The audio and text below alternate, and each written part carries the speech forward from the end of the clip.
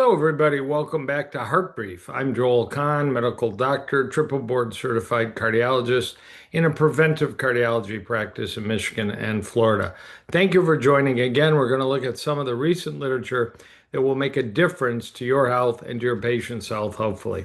So let's get right to the share function and go to the hot topic in medicine this week, the new dietary guidelines for Americans put out by the USDA with a team of Dr. Oz and Dr. McCary and Bobby Kennedy at the presentation. And the focus of so much of what they presented on TV and now in social media is this upside down pyramid. A lot of people are laughing because an episode of South Park 10 years ago talked about turning the food pyramid upside down as a novel idea. Well, they did it, and it wasn't original.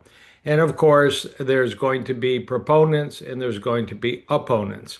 Some point out that the process of getting to a 5-year USDA food guideline is preceded by a committee called the Advisory Committee. And in fact, 20 very prominent researchers spent 2 years. They estimate 1,000 hours of their time unpaid, traveling to Washington, D.C., being on Zoom calls every week, multiple times. And when their guidelines came out December 2024, the emphasis was on many more servings of legumes a week and much less red meat a week. Well, we know that all that effort by the advisory committee, who were replaced by approximately 9 other members of the final committee, and I'll say there's concern that 5 or 6 of those 9 had to disclose their financial conflicts, and they included working for the meat and dairy industry and other industry like that could potentially conflict them.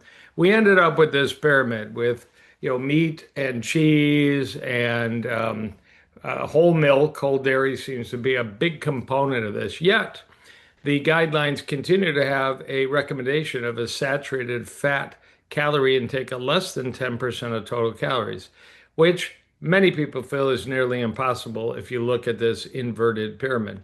Of course, we still have vegetables and fruits, the whole grains, which have been associated with health and avoidance of diabetes and heart disease and cancer and other important findings, has been really downgraded. Many people are asking, where's the word fiber on this inverted pyramid?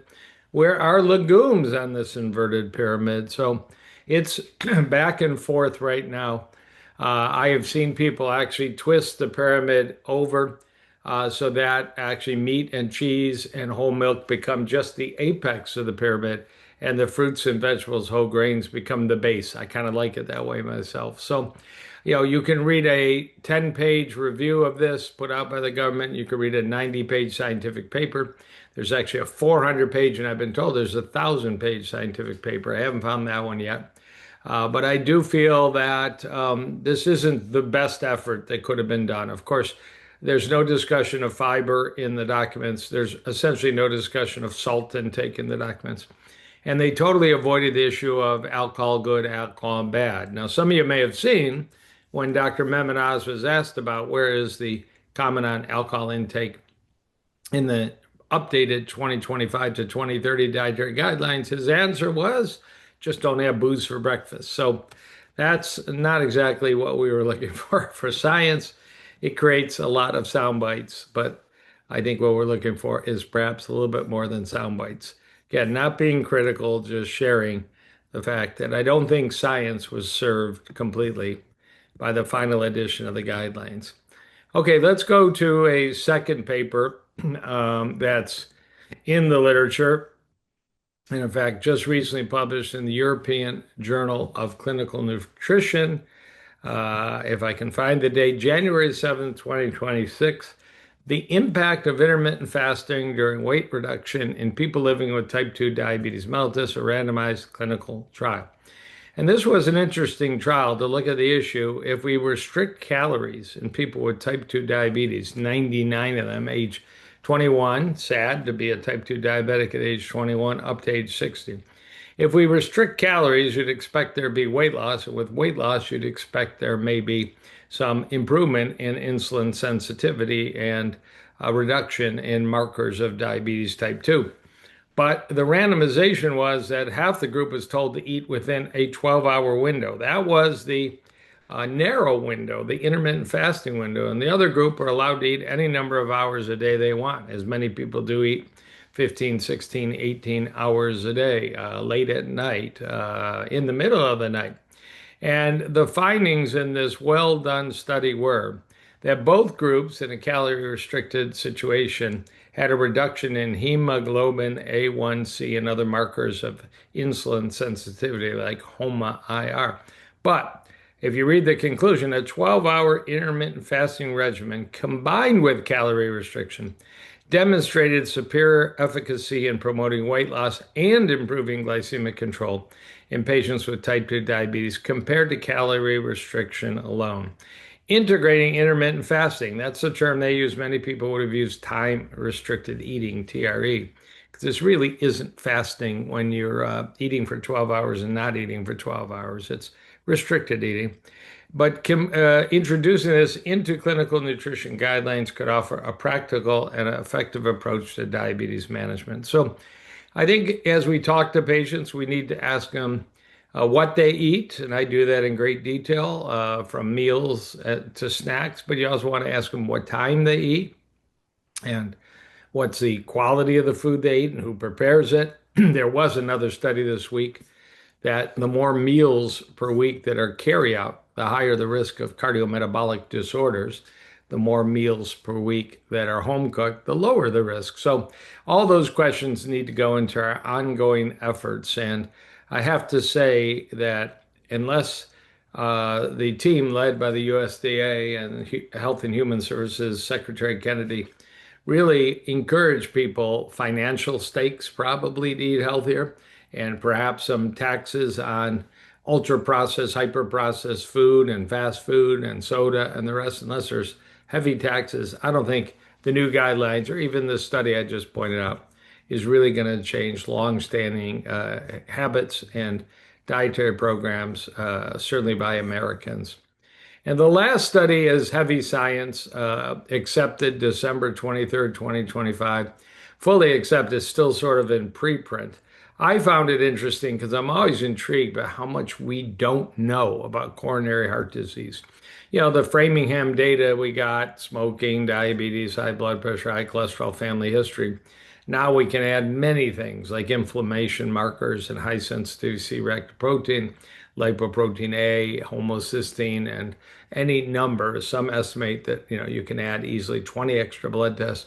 Some estimate if you really want to go deep on genetics, you can go to 100 plus. So this was a study looking in the blood, in the protein profile of the blood of people with heart disease for those proteins that were most associated with coronary heart disease. And I'm intrigued by this because I think this is the kind of science that will lead to new tests, advanced tests. I follow closely a friend of mine at the Cleveland Clinic, Dr. Stanley Hazen, who really gets credit for exploding the research on the metabolite TMAO, trimethylamine oxide, and there is a blood test for that I do routinely in my patients. But he's developing new blood tests that he believes will help enhance our ability to assess risk and maybe interventions for coronary heart disease.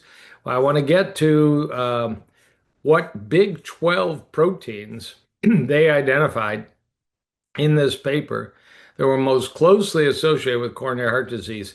And I'm just pointing out on the screen MMP12. These are not blood tests that we are routinely drawing, and I'm not even sure in a clinical setting they're available. But I think it's exciting to look towards the future, and I am scrolling for a purpose. So here we go.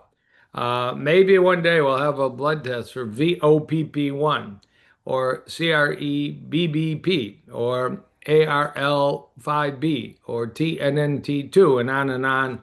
Up here at the top is MMP12, which is what the authors of the paper emphasized was particularly strongly related to coronary heart disease, increasing the risk by 30%, 40% range when you had this broad array of proteomics in a large setting, almost 3,000 people with coronary heart disease. So This is the future, more accurate and more comprehensive evaluations of the gut microbiome in people with coronary heart disease, the oral microbiome in people with coronary heart disease, the proteomics, metabolomics, and on and on. And I think, this will all be run through AI and help enhance our ability to counsel patients, advise patients, identify patients, assess and risk assess patients. So that's what I wanted to share with you this week at Heart Risk. The dietary guidelines, controversial. Eat your broccoli is what I always say. Or if you like Michael Pollan, the author in Defense of Food, who said in his book decades ago, eat food, not too much, mainly plants. And I think that's a good conclusion. And then this idea of time restricted eating in type 2 diabetics being so important. And now the future of developing better and better testing for coronary heart disease. I'm Joel Kahn. I'll see you next week with another episode of Heart Brief.